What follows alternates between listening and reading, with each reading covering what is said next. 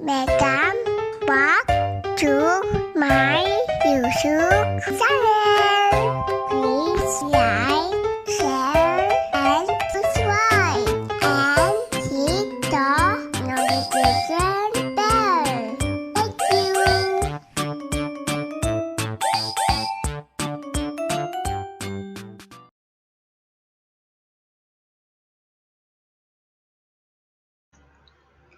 Hello there, mathletes. Hello there, grade 9 students. Welcome back to my YouTube channel. And if you are new to my channel, welcome to my channel. So in today's video, ang pag-uusapan naman natin ay ang gamit or the use of discriminant in determining the nature of the roots. Okay. So yung discriminant natin is primarily taken from the quadratic formula, which is x is equal to negative b, positive or negative or plus or minus square root of b squared minus 4ac all over 2a. Yan. Primarily, dyan siya nakuha kasi ang formula natin in determining discriminant is this one. So, we are going to use b squared minus 4ac as formula for the discriminant. Okay, again, we are using discriminant in order to determine the nature of the roots. Again, we're using this one to determine the nature of the roots. Okay. Let's say, for example, meron tayong given na, this is number 1 natin. Let's say, for example, in number 1, we have x squared plus 4x plus 4, which is equal to 0. Okay. Using discriminant, alam naman natin na ang A natin ay yun, yung B natin ay ito, yung C natin ay yun. Ito yung A, ito yung B, ito yung C. Automatic, meron naman po kasamang 1. So, kapag nakita nyo ay x squared lang, automatic, ang A natin is equal to 1.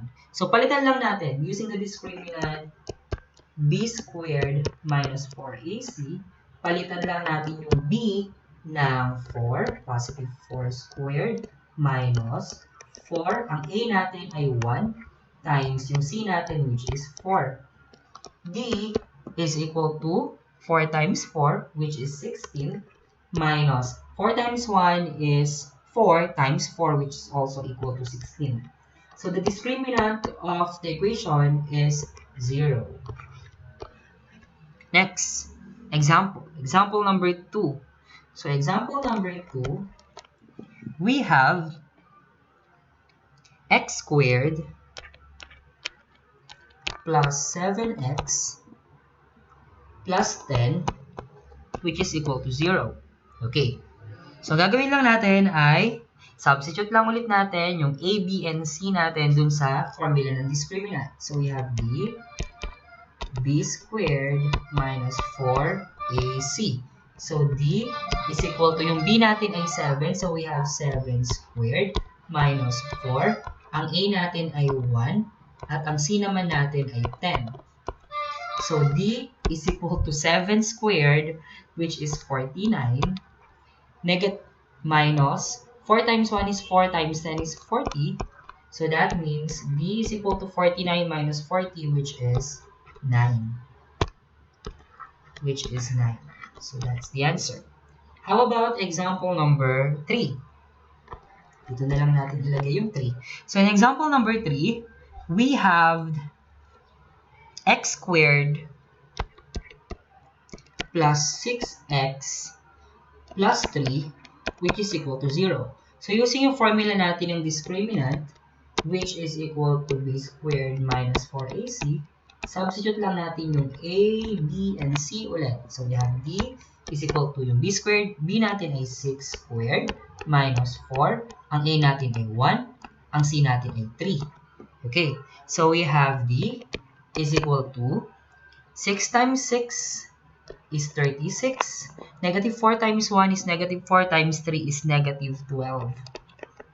So, we have d is equal to 36 minus 12 is 24. So, that's it. Another example. Example number 4. In example number 4, we have x squared minus 2x plus 5 equals 0. Okay. So dito, ganun ulit yung gagawin natin. We are going to use the discriminant formula. So we have b squared minus 4ac. So d is equal to, yung b natin ay negative 2 squared minus 4. Ang a natin ay 1. Ang c natin ay 5. So we have d is equal to negative 2 times negative 2 is positive 4. Minus 4 times 1 is 4 times 5 is 20.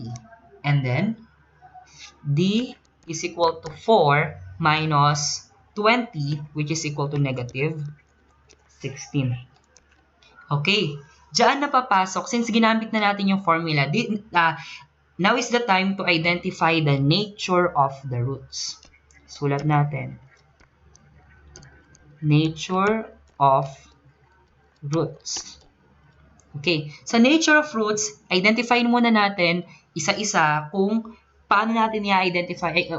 Isusulat natin, ilalagay ko dito yung mga description kung paano natin i-identify yung nature ng roots ng mga sinolve nating quadratic equation. Okay, let's say for sinolve nating quadratic equations using the discriminant formula. So, yung unang rule, if the discriminant is greater than 0 and perfect square, yan. If the discriminant is greater than 0 and perfect square, that means ang nature of roots niya ay real,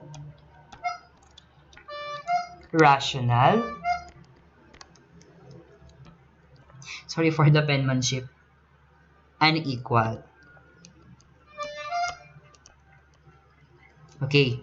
Pagka ang discriminant niya is greater than 0 and perfect square, that means it is real, rational, and equal. So nakita niyo yung example natin sa number 2, which is equal to 9. That means ang nature of roots niya, 9 is greater than 0 and also a perfect square. That means ang nature of roots niya ay real, rational, and equal. Next is if d is greater than 0 but not